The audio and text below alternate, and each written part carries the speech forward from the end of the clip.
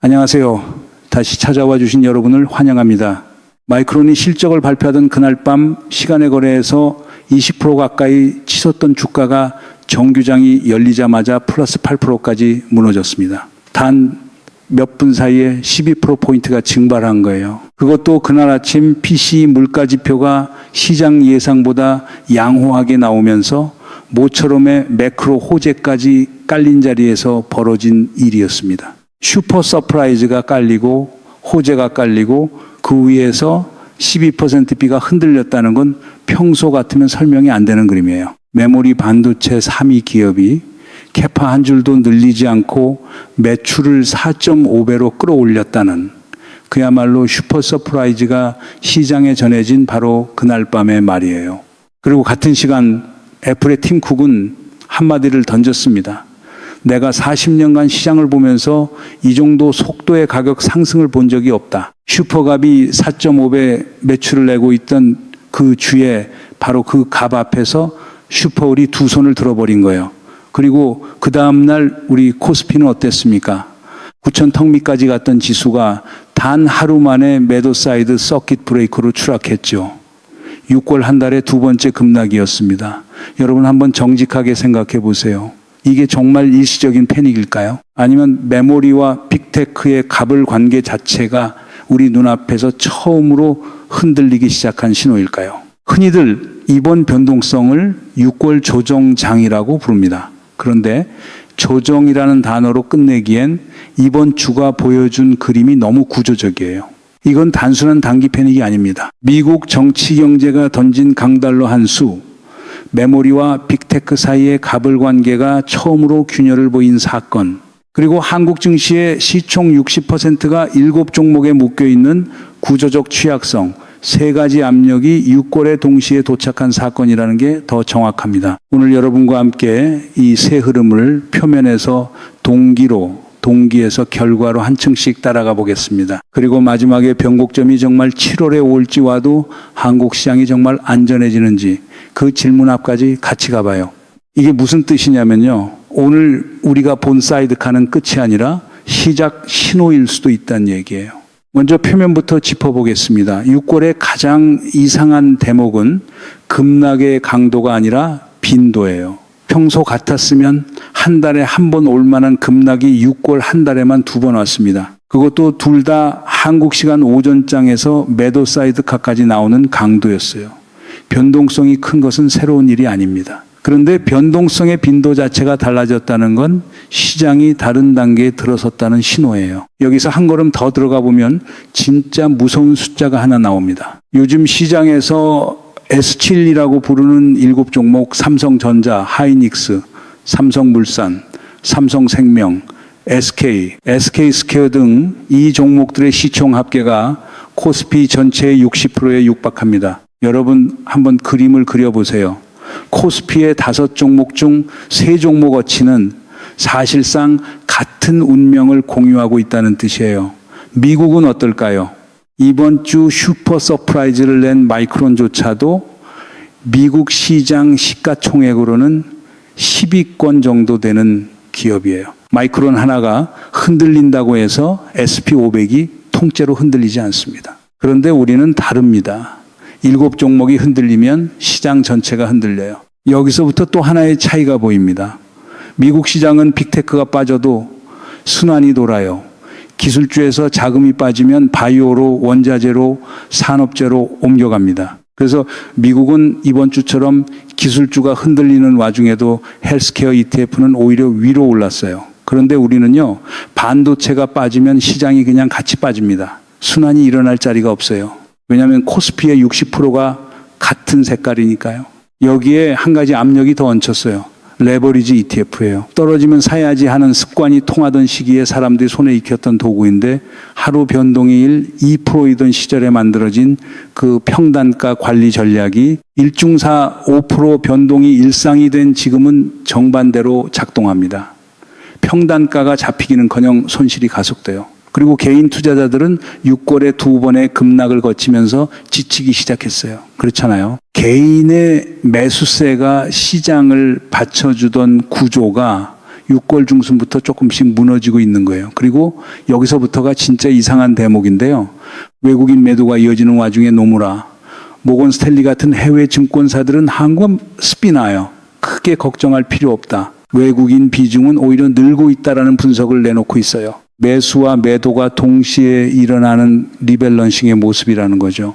그런데 그 말이 사실이라 해도 결국 그걸 받쳐주려면 개인이나 기관 어느 한쪽은 사줘야 하는 건데 지금 두 축 다 지쳐 있다는 게 6월의 현실입니다. 자, 이제 표면에서 한층 아래로 내려가 봐요. 이번 마이크론 실적을 한번 정직하게 들여다보면 이게 정말 보통 일이 아닙니다. 캐파는 그대로예요.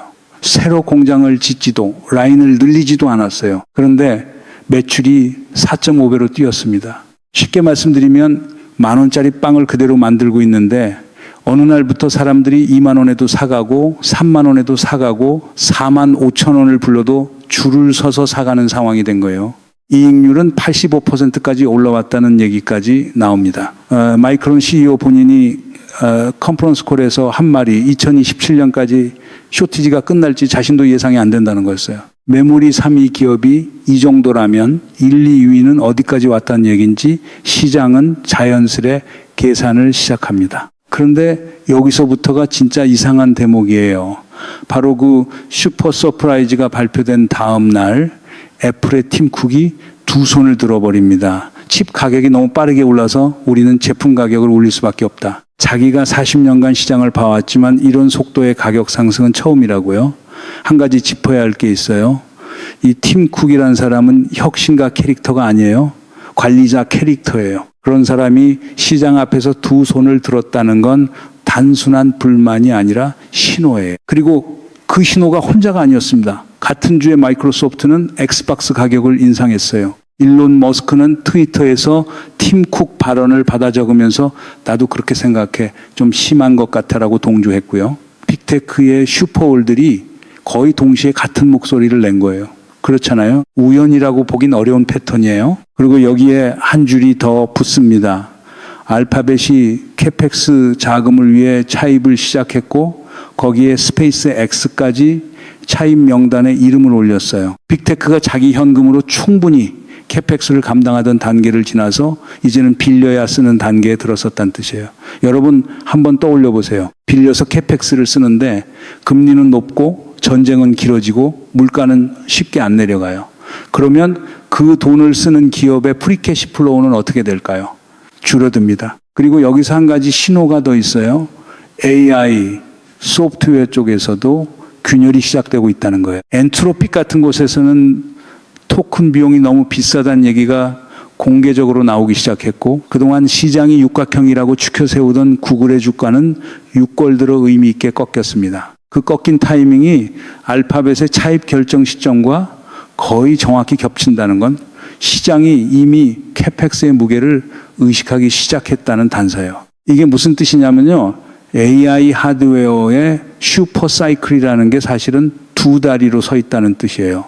슈퍼 갑인 메모리의 마진과 슈퍼 어린 빅테크의 현금 흐름. 두 다리가 동시에 견뎌야 사이클이 굴러갑니다. 그리고 그 위에 AI 소프트웨어의 단위 경제까지 얹혀 있고요. 세 층이 한꺼번에 흔들리기 시작한 자리. 그게 6골입니다. 자, 이제 한층 더 내려가 봅시다.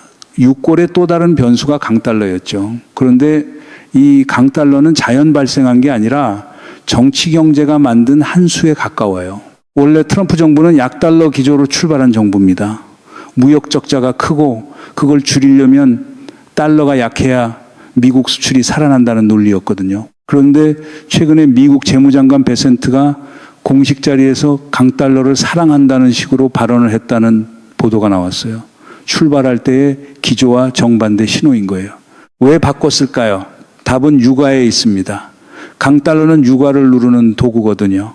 그리고 미국 입장에서 지금 가장 시급한 게 물가예요. 이번 주에 나온 PC 물가가 4%대였습니다. 예상치보다는 살짝 낮게 나왔지만 4%대라는 숫자 자체가 부담스러운 수준이에요. 같은 주에 WTI 유가가 한때 69달러 선까지 내려왔다는 사실도 이 그림 위에서 보면 우연이 아닙니다. 강달러 시그널과 유가 하락이 거의 동기화된 박자로 움직였다는 얘기예요. 여기서부터 정치 한 겹이 또 있어요.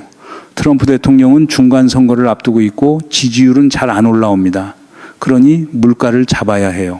그런데 물가를 잡으려고 이란과 대화가 잘 되고 있다고 말하는 순간 이란 쪽에서 우리는 그런 약속한 적 없다는 식으로 받아치면서 유가가 튑니다. 트럼프의 약점을 이란이 알고 있는 거예요. 그래서 묘수로 나온 게 강달러 용인이라는 시그널이라는 분석이 강하게 나옵니다. 강달러를 공식적으로 좋아한다고 말해버리면 원유롱 베팅의 기세가 꺾이거든요. 그렇잖아요. 정치, 통화, 외교가 한 자리에서 동시에 움직이는 거예요. 근데 진짜 무서운 건 지금부터입니다. 강달러를 누가 또 좋아하는가? 케빈 워시 같은 인물이에요. 트럼프 꼭두각시라는 의심을 받고 있는 인물이 점도표는 안 찍겠다. 매파처럼 행동하겠다는 메시지로 자기 독립성을 증명하려는 와중에 트럼프 정부 입장에서는 워시가 금리 인상을 못하게 만들 환경을 만들어줘야 해요. 그러려면 물가가 더 떨어져야 하고, 그러려면 유가가 더 눌려야 하고, 그러려면 달러가 더 강해야 합니다. 그리고 그 통이 흔들릴 때마다 우리 원화가 560원을 향해 미끄러집니다. 그런데 여기서 진짜 핵심이 하나 더 있어요. 강달러로 유가가 눌리고 그래서 물가가 더 빨리 떨어지면 그 다음 시나리오가 펼쳐집니다. 디스인플레이션이에요. 증권가에서는 3분기에 디스인플레이션이 본격적으로 올 수 있다는 시나리오가 나오고 있어요. 그리고 이 시나리오의 무서운 점은 2022년과 지금이 다르다는 거예요. 2022년에는 돈이 풀려 있었고 전쟁이 막 발발해서 지정학 리스크가 위로 솟고 있었어요. 그런데도 그 환경에서 디스인플레이션이 왔습니다. 지금은 어떻습니까? 돈은 풀리지 않고 있고 오히려 금리 인상 압박을 받고 있어요. 지정학 리스크는 완화 쪽으로 가고 있고요. 그러면 2022년보다 디스인플레이션이 더 빨리, 더 깊게 올 수 있다는 얘기가 됩니다. 이게 무슨 뜻이냐면요. 지금까지 시장이 두려워했던 스태그플레이션 시나리오 물가는 안 떨어지는데 경기는 침체로 간다는 그림이 어느 순간 골디락스 쪽으로 자리를 바꿀 수 있다는 얘기예요. 물가는 떨어지고 경기는 견고하다. 그렇잖아요. 이번 주에 나온 미국 GDP 수치도 견고했어요. 심지어 미국 개인 투자자들의 심리도 같은 방향으로 이미 움직이고 있어요. 알리안츠의 분기 설문조사에서 지금이 투자하기 좋은 시점이라고 답한 비율이 지난 분기 35%에서 이번 분기 25%로 떨어졌다는 결과가 나왔거든요. 한 분기 만에 10%포인트가 빠진 겁니다. 절반 가까운 투자자가 포트폴리오 위험을 줄이고 있다는 응답까지 따라붙었어요. 그러니까 유골의 불안감은 한국만의 그림이 아니라 글로벌 개인 투자자가 동시에 느끼고 있는 그림이란 얘기예요. 미국 시장은 사실 이 시나리오를 미리 읽기 시작했어요. 유골 차트를 뜯어보면 AI 관련주보다 골디락스 관련주가 더 많이 올라왔거든요. UBS와 도이체방크 같은 데서는 기술주 비중을 의미 있게 줄일 시간이라는 보고서가 나왔고 JP모건은 분기말 리밸런싱으로 650억 달러 규모의 자금이 기술주에서 빠질 수 있다는 추정까지 내놓았어요. 그리고 JP모건은 코스피 15, 0 시나리오도 함께 제시했는데 흥미로운 건 그게 기술주 단일 동력이 아니라 기업과 가계, 정부까지 부의 효과가 퍼진다는 가정에서 나온 숫자라는 점입니다. 즉 미국 리밸런싱의 다음 단계가 한국 시장의 폭을 넓혀줄 수 있다는 그림이에요. 자, 여기까지 따라오신 분들이라면 한 가지 의문이 자연스럽게 떠오를 거예요. 그렇다면 지금 560원에 육박하는 원화 약세는 어떻게 봐야 하나? 여기서 역사한 장면을 꺼내야 합니다. 여러분, 우리가 진짜 킹달러, 갓달러라고 부르던 시기가 2012년이었어요. 그때 달러 인덱스가 114까지 갔습니다. 지금은요 100 언저리예요. 인덱스로 보면 그때보다 훨씬 약합니다. 그런데 원화는 그때보다 지금 더 약해요.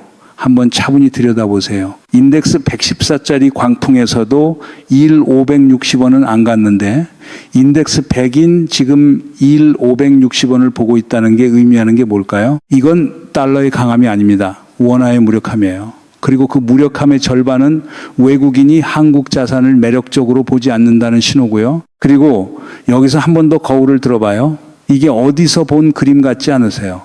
시총 상위 7종목이 시장 전체를 좌우하는 구조. 그 7종목이 흔들리면 회피처가 없는 시장. 거품이 꺼지면 다 같이 떨어지는 자리. 1990년대 초에 일본이 정확히 그 구조 위에서 잃어버린 30년의 첫 페이지를 열었던 적이 있어요. 같은 구조라는 얘기는 아닙니다. 다만 자리가 비슷하다는 얘기예요. 자, 이제 좀 보이시나요? 변곡점은 시간을 견디면 옵니다. 그건 충분히 가능한 시나리오예요. 그런데 변곡점이 와서 변동성이 잠재워진다고 해서 코스피의 60%가 7종목에 묶여 있다는 사실 자체는 바뀌지 않습니다. 변곡점은 지금의 통증을 멈춰줄 뿐이고 다음 통증을 막아주지는 않아요. 그게 6월이 우리에게 보여준 진짜 그림입니다. 물론 공정하게 봐야 할 부분도 있어요. 지금까지 말씀드린 변곡점 시나리오 7월에 빅테크 실적이 나오고 그 자리에서 빅테크가 자기 청사진을 제시하고 컨퍼런스 콜에서 긍정적인 신호가 나오면서 동시에 강달러가 유가를 계속 누르고 디스인플레이션이 3분기에 실현된다. 이 시나리오는 세 가지 조건이 동시에 성립해야 굴러갑니다. 그런데 한 조건만 어긋나도 그림이 무너져요. 예를 들어 이란이 핑퐁을 한 번만 세게 해버리면 유가는 다시 튑니다. 그러면 강달러가 만든 디스인플레이션 그림이 흔들려요. 빅테크 컨퍼런스 콜에서 캐펙스 청사진이 시장의 기대보다 약하게 나오면 AI 하드웨어 내러티브 자체가 한 번 더 흔들리고요. 빛이 4%대가 예상치 아래로 나왔다는 사실에 너무 안주하면 4%라는 숫자 자체가 여전히 부담스럽다는 사실을 잊게 됩니다. 그리고 또 하나 AI 소프트웨어 쪽에 단위 경제가 풀리지 않은 채로 빅테크가 청사진만 그럴듯하게 제시한다면 그건 변곡점이 아니라 새로운 외상의 시작일 수도 있어요. 청사진과 실제 수익 사이의 간극은 결국 다음 분기 어딘가에서 다시 떠오를 질문이거든요. 그리고 가장 본질적인 한계를 마지막으로 짚어야 해요. 변곡점이 7월에 오든 더 늦게 오든 시간이 변동성을 잠재울 수는 있어도 코스피 시총 60%가 7종목에 묶여있는 구조 자체는 단기에 바뀌지 않아요. 변곡점은 통증의 진통제예요. 구조의 치료제는 아닙니다. 다음 충격이 왔을 때 코스피가 다시 같은 자리에서 같은 모양으로 무너질 수 있다는 가능성은 7월이 오든 안 오든 그대로 남아있는 거예요. 이걸 단기 시나리오의 낙관과 분리해서 봐두는 게 6월을 통과한 우리가 7월을 맞이하는 가장 정직한 자세가 아닐까 싶습니다. 자, 그렇다면 이게 지금 매일 차트 앞에 앉아 계신 여러분에게는 무슨 의미일까요? 특히 6월 들어 S7 종목 비중을 늘리셨거나 레버리지 ETF로 진입하신 개인 투자자분들에게요. 먼저 솔직하게 말씀드려야 할 게 있어요. 지난 몇 년간 시장이 가르쳐준 습관, 떨어지면 사야지, 평단가를 낮추면 된다는 습관, 이게 하루 일 2% 흔들리던 시기에 만들어진 도구라는 점이에요. 하루에 4, 5%가 일중에 움직이고 그게 한 달에 2번씩 나오는 시장에서는 그 도구가 정반대로 작동합니다. 평단가가 잡히지 않고 손실만 가속되는 구조로 바뀌어요. 그러니까 변동성이 새로운 상수가 된 지금은 그 도구를 잠시 내려놓는 게 먼저예요. 그리고 다음 단계로 한번 생각해 보세요. 인터뷰가 짚어준 흐름을 정리해 보면 세 가지 갈래가 있어요. 첫째, 중장기로는 메모리를 코어로 들고 하되 그 둘레를 AI 하드웨어 전반으로 확장하는 거예요. 미국 시장에서는 이미 마이크론, 샌디스크 같은 메모리 옆에 ARM, 인텔, AMD 같은 CPU와 마벨, 루멘텀 같은 광통신, 어플라이드 머티리얼즈 같은 소부장, 그리고 전력반도체까지 이름이 같이 올라오고 있어요. 우리도 그 그림을 따라 시야를 넓혀야 한다는 얘기죠. 둘째, 7월 빅테크 실적이 본격적으로 나오기 전까지의 구간은 매크로와 분리되어 움직이는 코스닥의 단기 흐름을 활용하는 시간이에요. 외국인 수급에 덜 노출되고 정책이나 기관의 작은 움직임만으로도 하루 4%씩 튀는 자리니까요. 코스피가 사이드카에 들어가던 그 시간에도 코스닥 IT 소부장과 일부 바이오는 조용히 다른 박자로 움직였어요. 셋째, 가장 단순한 한 줄이 있어요. 현금 비중을 다시 평가해보는 일이에요. 변동성이 상수가 된 시장에서 현금은 패배가 아니라 옵션입니다.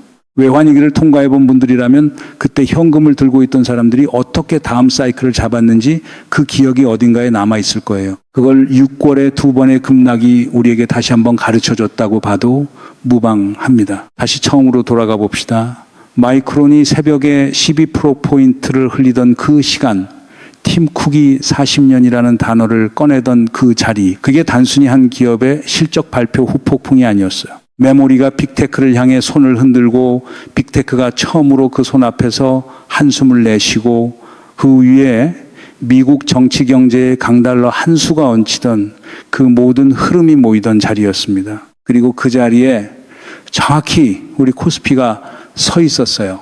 시총의 60%를 7종목에 묶어둔 채로요. 변곡점은 7월에 올 수도 더 늦게 올 수도 있습니다. 그게 와서 변동성을 잠재울 수도 있을 거예요. 다만 변곡점이 무엇을 바꾸고 무엇을 그대로 둘지는 지금부터의 몇 주가 답해 줄 겁니다. 6월이 우리에게 보여준 그림, 그게 오늘 우리가 본 전부입니다.